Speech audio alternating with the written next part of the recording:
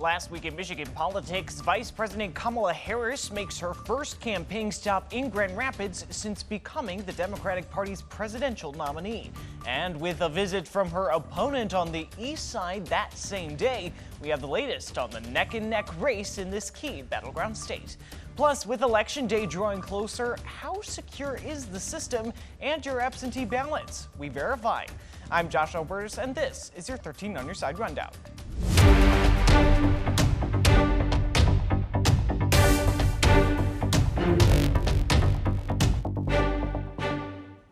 Thanks so much for joining us. With Election Day coming up, are you prepared to vote? This is the first time the state of Michigan will have early in-person voting for a presidential election. Here's what you need to know to cast your ballot this November. Early in-person voting begins on Saturday, October 26th and runs through Sunday, November 3rd. You can also vote absentee until Election Day. Just request a ballot online at your clerk's office or by mail. If you plan to mail your ballot back, this is the last week to do so. And after this week, you should return your ballot to your clerk or use an official drop box. Unless you are in line on Election Day to do so, absentee ballots must be returned by 8 p.m. on that day. And if you're voting in person on Election Day, you'll want to make sure you're registered. You can find a complete election guide as well as updated results on Election Day on our website, 13onyourside.com. Presidential candidate Kamala Harris brought her campaign message to Grand Rapids Friday, taking the stage at Riverside Park in front of thousands of people. Now, this is the first time Harris has come to Grand Rapids since becoming her party's presidential nominee. It was the picture of fall in the town of Jerry Ford on Friday, and in Grand Rapids Riverside Park, politics was front and center. With less than 3 weeks to go to Election Day, supporters of Vice President and Democratic presidential nominee Kamala Harris gathering to hear her pitch as she touched down in the city. Our plan in terms of an opportunity economy will lower costs on everything from health care to groceries. I'll take on corporate price gouging because I've done it before and I will do it again. It was Harris's first visit to the area since becoming her party's nominee, not having been in West Michigan since July. We are here because we know it is time to turn the page. It is time to turn the page because America is ready to chart a new way forward. America is ready for a new and optimistic generation of leadership that is all of us. Harris once again looking to paint a contrast between herself and the Republican former President Donald Trump on issues including one of the state's top industries, manufacturing. Contrary to what my opponent is suggesting, I will never tell you what kind of car you have to drive, but here is what I will do.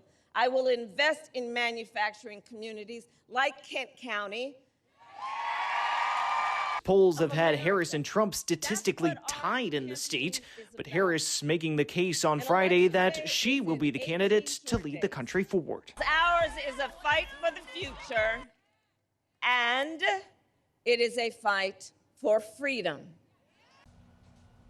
And while Harris spoke to the crowds in Grand Rapids, Donald Trump was arriving in Detroit. His plane landed at Metro Airport Friday afternoon. After getting there, he talked with reporters and responded to a comment Harris made during her rally. She claimed, his staff says, Trump won't debate her again because he's too exhausted. Tell me when you've seen me take even a little bit of a risk. Not only am I'm not even tired. I'm really exhilarated. You know why? We're killing her in the polls because the American people don't want her. After leaving the airport, Trump traveled to Oakland County, where he held a rally talking about manufacturing and the cost of goods. Political analysts say Harris's campaign has stepped up efforts to gain support from black male voters. Just this past week, former President Barack Obama called on black male voters to support Harris, and Harris released a plan her campaign says will help those voters economically.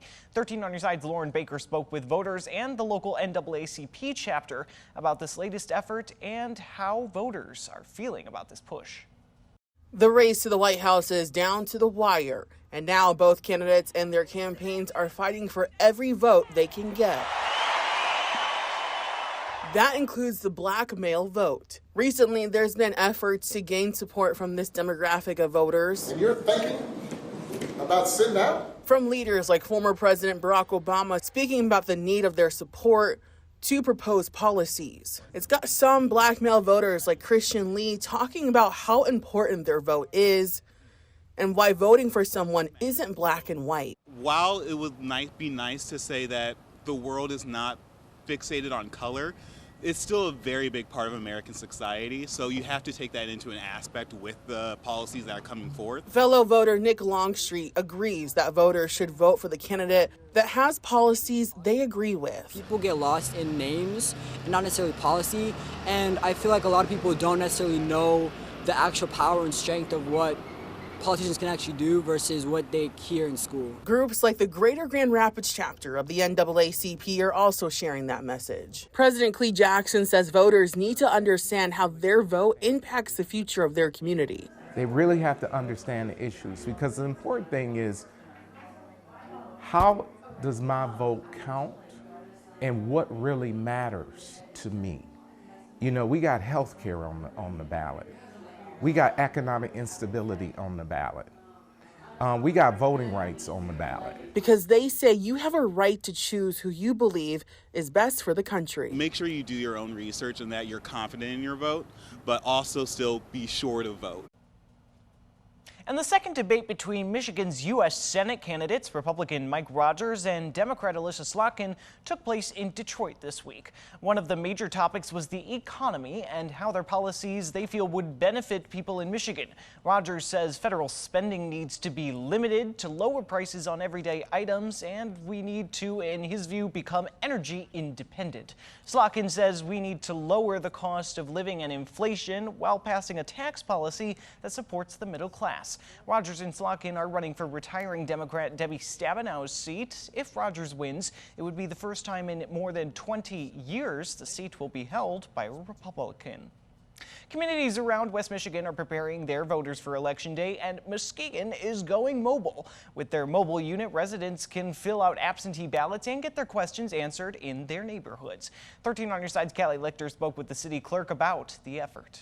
We don't go out there and try to find people. We just park and we let them know where we're going to be, and they can come to us if they need any assistance. With its mobile unit, the city of Muskegon is meeting voters where they are. So we take it out every election, weather dependent, and like today is an absolutely beautiful day, and we take it to certain parks and just any area that we can, and we just offer the opportunity in the neighborhood, because sometimes it's easier for people to be able to walk over rather than to come down to City Hall. Going out into Muskegon neighborhoods and community events to answer questions leading up to the election. We're offering any opportunities for our residents to be able to vote, to register to vote, to turn in their absentee ballots, to ask any questions about, how to mark a ballot, anything to do with the November 5th election. City Clerk Ann Mish says they have ballots in the trailer that voters can fill out with proper documentation.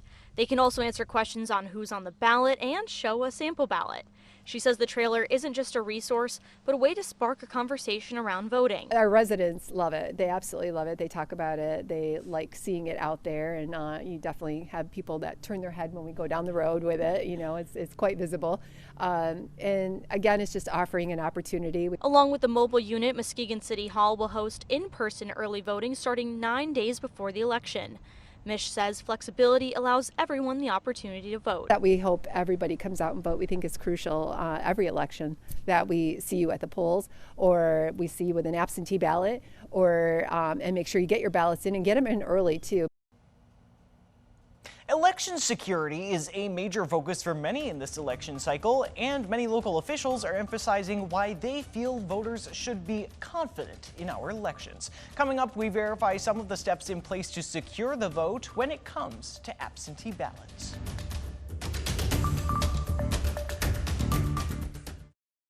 Election security. Despite assurances from clerks all over the state, voters do still have questions about it. This week, voters in Ottawa County took their concerns right to the people in charge. We were in Spring Lake.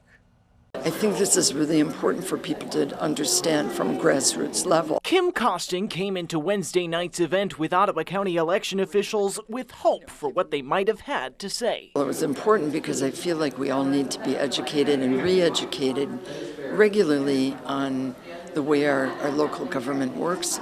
The voting system has come under a great deal of scrutiny, as she pointed out. It was an event where these officials, Ottawa County Clerk Justin Roebuck and the county's election supervisor Katie Bard, went straight to the voters. Costin and others asked questions on the system from those who know it best. The reality is that we live in an environment where we have to be thinking about the safety and security of our process, both for our staff and our team, and for our larger community of election workers and our voters on Election Day. Questions from the journey of the ballots after counting. The votes themselves, those physical ballots, physical receipts, they stay with your local clerk. To concerns over absentee ballots. How secure is election with mail-in ballots being the great deceiver on our last federal election cycle? I think it's really interesting because it's interesting to call it the great deceiver, because it is ultimately, we had what this weird, and it was referred to, I think, even in the media as well, as a red mirage and a blue wave, right? So this idea that we had the first set of results that reported in are almost always precinct results, because the workflow in that process is quicker.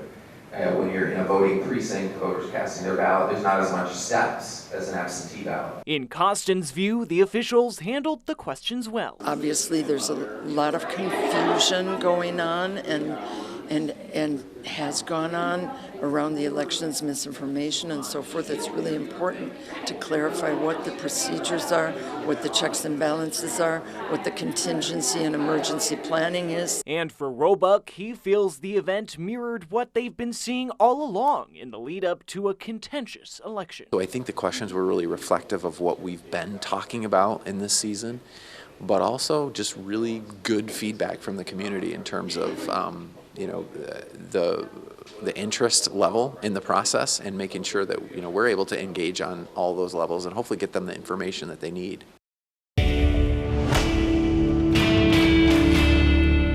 As we approach Election Day, many local officials, as you've heard already, are working to emphasize voters can have confidence in our elections. This week, we verified some of the steps in place to secure the vote when it comes to absentee ballots. You'll remember last week we brought you news on a bipartisan democracy group's poll in which respondents said that if the 12 election practices they were asked about were in place, election confidence would skyrocket. These practices, the group said, were either in state law already or in widespread use. So in the lead up to Election Day, we're verifying some of these practices and what the law has to say. Let's verify. First off, the existence of absentee ballot drop boxes on the street have left some to wonder whether these boxes are surveilled to prevent against tampering, messing with the ballots, or other illegal activity that could alter the vote totals. We can verify that under state law, all drop boxes installed in the last few years have been required to have video surveillance through 75 days before the election and on Election Day. And all of those older than 2020 must have them in place by 2026. In places like Ottawa County, the clerk's office says all boxes are under camera surveillance. Additionally, boxes must be checked any day the office is open. Next, there's the task of verifying absentee ballots to make sure the person who submitted the ballot is actually who they say they are and that they're registered to vote. To do that, clerks use the signatures that are on the returned ballot and the signatures that are on file with the state. We can verify that clerks are required to verify the submitted signature by judging it matches the one on file in the state's records. Only then can it be counted. The state provides training for clerks on verification. And third, the delays and claims surrounding the 2020 election and the time it took to finish the count spurred questions about how late a ballot can be postmarked and submitted before it can no longer be counted. We can verify that under state law, mailed ballots received by 8 p.m. on Election Day are the only ones that must be counted. And according to the Secretary of State, only absentee ballots received by the clerk's office by 8 p.m. that day will be counted. Military and overseas ballots can be received later, but they still need to be postmarked by Election Day. While these areas just have to do with absentee ballots, you can expect 13 on your side to continue to inform as to election practices in the lead up to Election Day. With your Verify, I'm Josh Alburtus. And we do want to note at the Q&A event this week, Roebuck corrected what his office's website said, saying there are currently 2 municipal clerks in Ottawa County who do not yet have video surveillance on their boxes. Some voters in Ottawa County received text messages telling them to submit their absentee ballots as soon as possible. We spoke with the county clerk about where these texts may have been coming from and if they could be malicious. That's next. Around 200 absentee ballots on the northwest side of Grand Rapids are being spoiled after going missing in the mail. Absentee ballots were sent out on September 26th, and shortly after that, City Clerk Joel Hondorp tells us they started getting calls from voters saying they had not received the ballots. Now his office is working with their mail vendor and the U.S. Postal Service to find out what happened. Hondorp told us earlier this week they did not think foul play was involved, and he was not worried about someone finding the ballots and trying to use them to vote. We match every signature when it comes in, and now that we've spoiled the ones that the first batch that went out, as we're issuing new ones, it'll say that we can't receive this ballot because it's been spoiled. Hondorp added that if they do happen to get 2 ballots back from a single voter, they will reach out to the voter to rectify the issue. People living in Ottawa County have been receiving text messages that include their addresses, urging them to send in their absentee ballots. While not threatening, it has caused some in the county to ask questions. 13 on your side's Micah Cho has more on where these texts may have come from and what the county clerk is saying about it. At the Ottawa County Clerk's office this week, a few voters have showed up to stop by and ask questions about texts like this one. It starts with, "If you live at blank address." We've blurred out this specific one, but return your ballot ASAP. The link that follows brings voters to a State of Michigan site that details absentee ballot information. While not malicious, it's brought up some questions from those within Ottawa County. So they're running their data and basically texting voters, reminding them to turn in absentee ballots. Again, that's not coming from an election official. It's coming from a third party with access to public records. That third party, VoteWin, their website says they're an organization that is, quote, mobilizing the whole nation to go to the polls and make their voices heard. Roebuck says if you're unsure of anything, you can always call the county clerk's office or go to the Michigan Secretary of State's website. But as a voter, it can get confusing when you've got multiple organizations trying to communicate with you. And it's always good to just check back to make sure that that information is verifiable. If you haven't already, you'll probably be hearing a lot about the Electoral College as we move closer to the election. But how exactly does it work, and why was it even there to begin with? After the break, we explain why it exists and why it factors so heavily into this race for the White House. We're hearing a lot about the Electoral College this election season, but exactly why does it exist and why is it important to the presidential election? We explain. We talk a lot about the Electoral College, those 538 votes based on the state's results that ultimately will choose who is the next president. But we often talk less about what it means, how the votes are divvied up, and why it was even there in the first place. It actually goes all the way back to the 13 colonies when they became states and drafted the U.S. Constitution. Back then, the founders debated whether to have the people directly elect the president or to have Congress elected by the people to choose the president. So they came up with an agreement. Have each state give them each electoral votes for the college based on how many congressional districts they have based on population size, plus 2 more votes based on the 2 Senate seats that each state gets. So in Michigan's case, we will be getting 15 electoral votes this season. That's based off of the 13 congressional districts we have that represent roughly 700,000 people each, and then 2 more for our Senate seats. So after all is said and done with this election, Michigan will select 15 people to act as the state's electors and cast their college votes for whomever won the state. Now in Michigan and in most other states, it's winner take all. Whoever wins the popular vote in the state gets all of its electoral votes. But there are a couple states in those stripes there, Nebraska and Maine. They actually split them. They give 2 votes to the statewide winner, and then each of their other votes goes to whomever won each of their congressional districts. Why is that so important? Because there's a very real scenario here in which we could end end up in a tie. Right now, forecast averages from ABC's 538 has Harris ahead in 4 battleground states: Nevada, Wisconsin, Michigan, and Pennsylvania. Trump in those averages is slightly ahead in the other 3 battlegrounds: North Carolina, Georgia, and Arizona. If Harris were to lose all of the southern battlegrounds, for example, Trump takes Nevada as well, let's turn that red, it would all come down to a single congressional district outside, just surrounding Omaha, Nebraska, encompassing Omaha, Nebraska. If it went for Harris in that scenario, Harris wins. If she didn't, if we turn the entire state red, then it's a tie, 269-269. In that situation, the House of Representatives then would be the body that decides the next president. And that's the rundown for your week in Michigan politics. Be sure to keep up with all the top political stories of the day, both on air and online at 13onyourside.com. We'll see you next week.